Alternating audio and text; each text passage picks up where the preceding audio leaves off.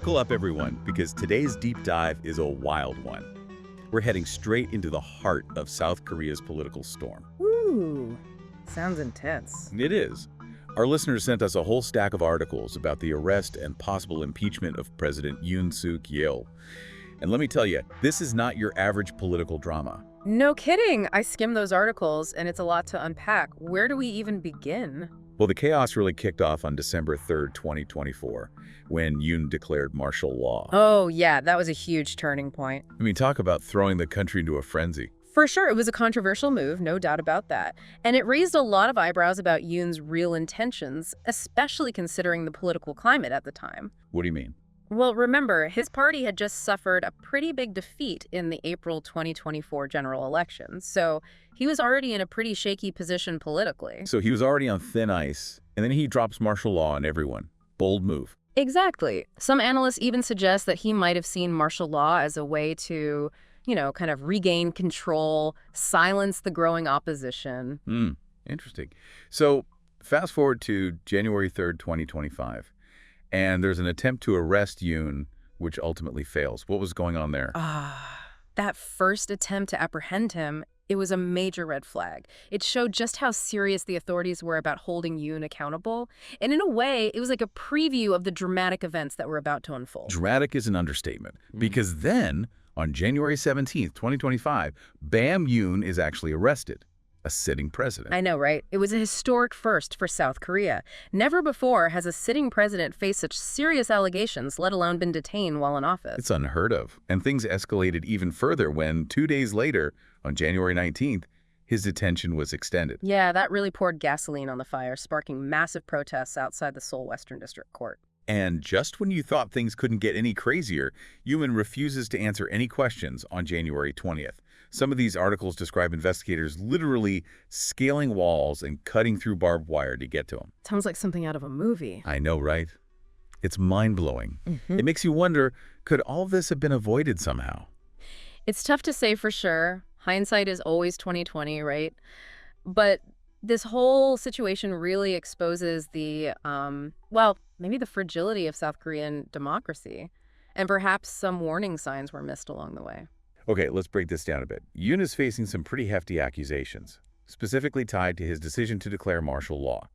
For those of us who aren't experts on South Korean politics, what exactly does declaring martial law mean, and what kind of power does it give a president? Well, in a nutshell, declaring martial law gives the president a huge amount of control. Think restrictions on movement, censorship of the media, even the ability to use the military to keep things in check. Wow, that's a lot of power. It is. It's a drastic measure, usually reserved for, extreme circumstances. But in South Korea's case, many saw it as a blatant power grab by Yoon. So it was the catalyst for this whole political earthquake. Absolutely. And now he's facing some serious consequences, with insurrection being the most serious charge. Insurrection. That sounds heavy. It is. In South Korea, it implies an attempt to overthrow the government. It's a charge that's very rarely used, especially against a sitting president. So what happens next? Does this automatically mean Yoon's presidency is over? Well, not quite. The situation is still very fluid. Yoon's fate now lies in the hands of the Constitutional Court. Hold on. For those who aren't familiar with South Korean politics, what exactly is the Constitutional Court? What kind of power do they have in all of this? Okay, so the Constitutional Court in South Korea is kind of a big deal.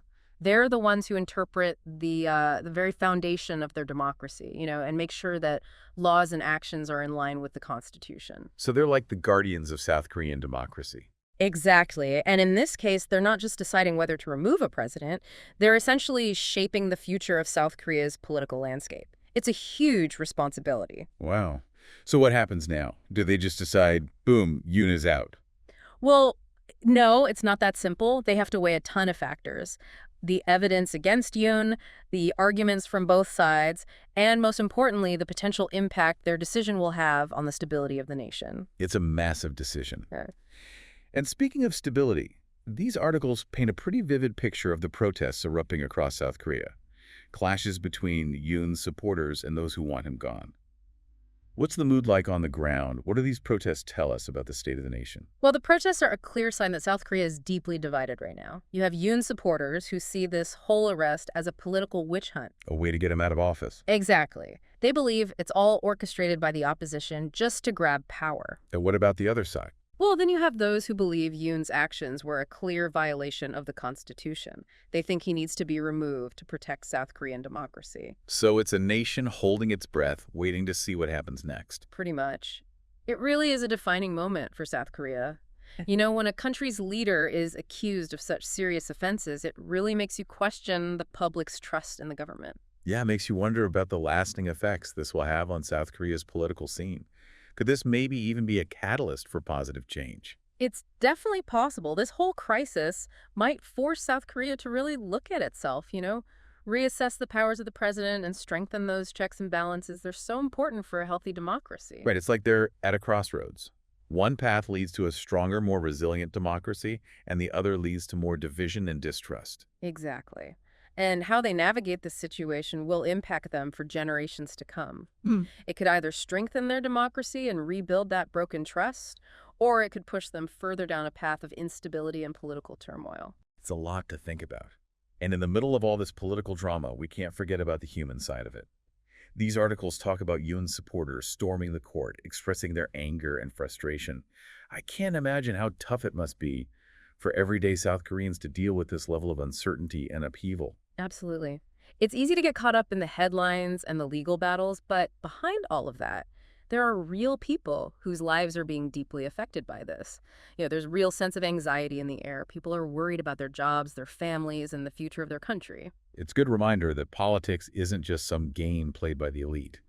It has real consequences that affect everyone. Exactly. And that's why it's so important to look beyond the surface, beyond those attention-grabbing headlines, and really try to understand how complex this situation is.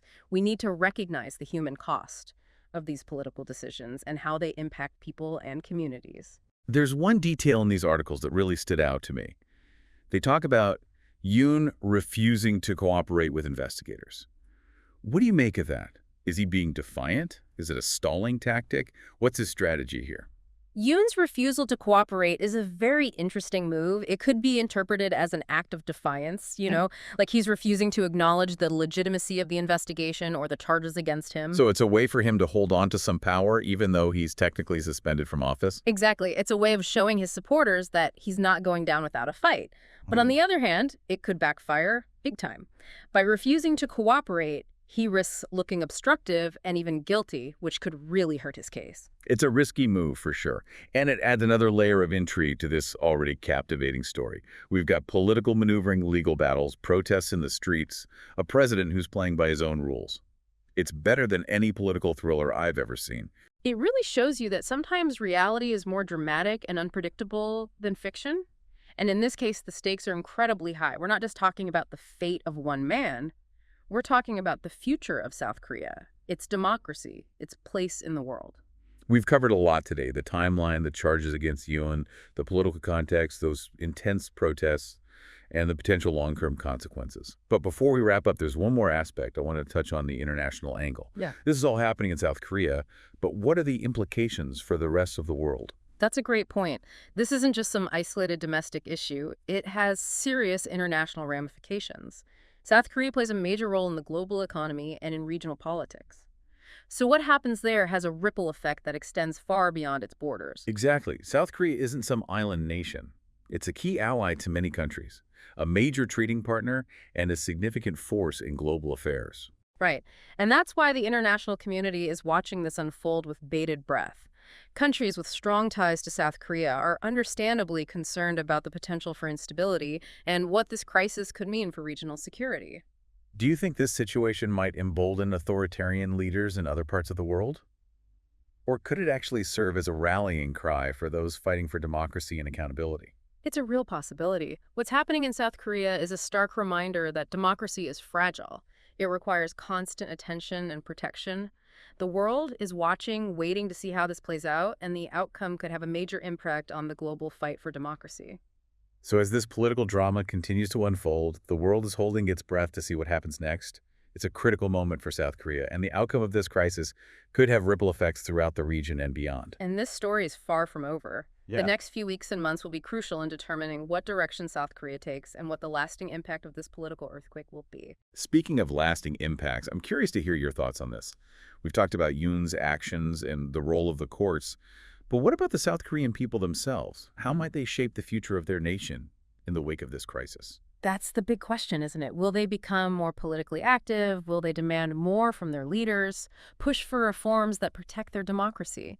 The South Korean people have a really important role to play in shaping their future. Yeah, that's a powerful thought. It's easy to focus on the legal battles and the politics, but at the end of the day, it's the people who hold the power. Absolutely. And this whole situation really highlights the shared responsibility that comes with democracy. It thrives on participation and a commitment to upholding those core values, like freedom, justice, and accountability. The choices that the South Korean people make now will determine what kind of future they build for themselves. This deep dive has been quite a journey. We started with some news articles about a president's arrest and ended up exploring political intrigue, social unrest, and global implications. It's amazing how one event can have such a widespread impact. It really shows you how interconnected our world is and how important it is to stay informed and engaged. What happens in one part of the world can affect us all. So for our listener, what's the main takeaway here? What should they be watching for as this story develops? I'd say pay attention to the South Korean people. Their response to this crisis will be more telling than any court ruling or political move. Watch how they organize, how they speak out, how they hold their leaders accountable. Their actions will ultimately decide the fate of their nation. That's a great point. Well, thanks for joining us on this deep dive. It's been fascinating and thought-provoking. It was my pleasure. And to our listener, stay curious, stay informed, and remember, you have a part to play in shaping the world around you.